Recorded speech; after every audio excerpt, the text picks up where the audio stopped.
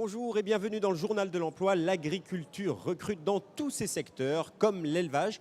Et j'ai trouvé sur le salon quelques offres que voici. Dans le Nord-Pas-de-Calais, on recherche un agent d'élevage ovin polyvalent. En Ardèche, une exploitation de 50 chèvres et 30 brebis recherche un agent d'élevage caprin. Et puis en Bretagne, une exploitation de 300 truies recherche un agent d'élevage porcin. Tous ces contrats sont en CDI et tous ces contrats sont au-dessus du SMIC. Et des offres comme celle-ci dans l'élevage, il y en a plein au Job Café de l'ANEFA et de la PECITA qui se retrouvent derrière moi. Mais on va en savoir plus tout de suite sur ces métiers de l'élevage.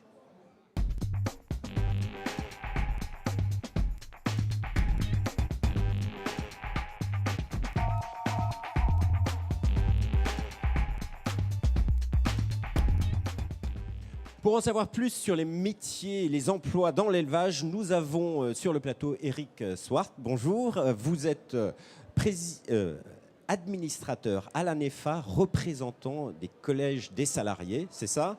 Et puis nous avons également monsieur Serge Prévereau, président de la Fédération nationale ovine. Alors, l'élevage en France, on sait que c'est plus de 220 000, 250 000 emplois temps plein. Mais dans votre secteur, dans votre filière, la filière ovine, ça représente quoi exactement? Eh bien, aujourd'hui, on a 23 000 professionnels en élevage ovin. Et il faut savoir qu'un agriculteur, un éleveur, fait vivre environ 7 personnes en général. Donc aujourd'hui, nous sommes une production où on a besoin de main-d'œuvre.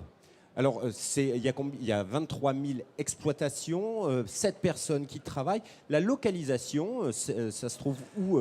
La localisation, c'est la France. La France entière. La France entière. Bien sûr, il y a plus de brebis dans les régions de l'Aveyron, des Pyrénées ou des Alpes, mais on trouve des brebis dans le Pas-de-Calais, dans l'Eure, dans la Bretagne. C'est sur l'ensemble du territoire. Il y a plus de brebis dans le sud que dans le nord, mais il y en a partout. Alors quand on dit que vous recrutez, vous avez des besoins. Quels sont ces besoins? Absolument. On a besoin, aujourd'hui, on a 50% des éleveurs qui vont partir à la retraite.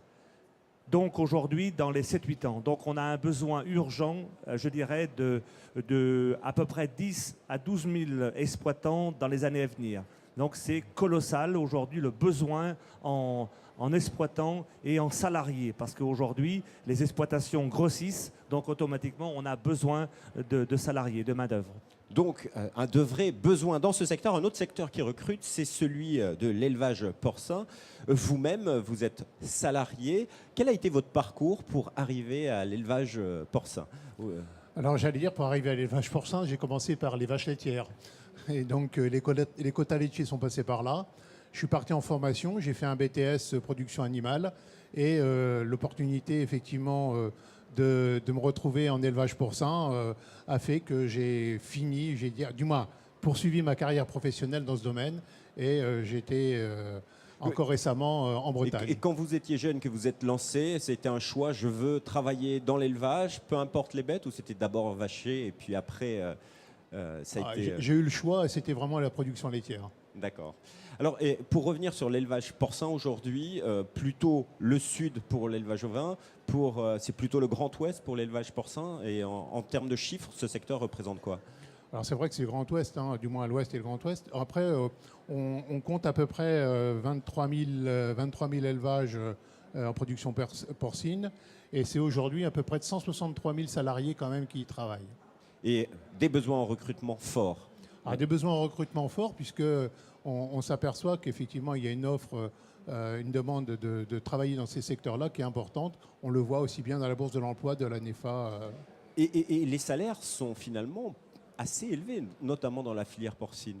Parce que ça commence au SMIC, mais on voit des salaires qui sont assez impressionnants en regardant sur la base de données de l'ANEFA. Hein. Alors, il faut être prudent aussi là-dessus, je crois. Il faut simplement rappeler quand même qu'il y a des grilles conventionnelles, et c'est à ce niveau-là, dans les départements, que se négocient les rémunérations. Et ensuite, effectivement, si le salarié a des compétences, fait des formations parce que ça demande beaucoup de technicité et de compétences, et bien effectivement, s'il est reconnu dans son métier, effectivement, il pourra évoluer et avoir des revenus conséquents qui peuvent se tourner vers un 13e mois, vers de l'intéressement, de la participation et puis aussi d'autres moyens. Alors revenons à la formation, parce qu'aujourd'hui, dans l'élevage, il faut se former. Il y a de plus en plus de technicité. N'est pas berger qui veut, Monsieur Prévost. Bien sûr, aujourd'hui, je crois que avec l'évolution que l'on a, on a besoin de technicité, de compétences. Donc aujourd'hui, il faut vraiment une formation très poussée. Et c'est aujourd'hui, d'ailleurs, en élevage ovin, un de nos soucis. Et en élevage porcin, c'est le même demande. Il y a beaucoup de métiers, beaucoup de formations différentes. Alors effectivement, on a énormément de formations et les formations de base, plus après des formations plus spécialisées, par exemple telles que la production porcine. Et on s'aperçoit que dans ces formations, on a énormément d'emplois féminins. 30% aujourd'hui des femmes travaillent en maternité.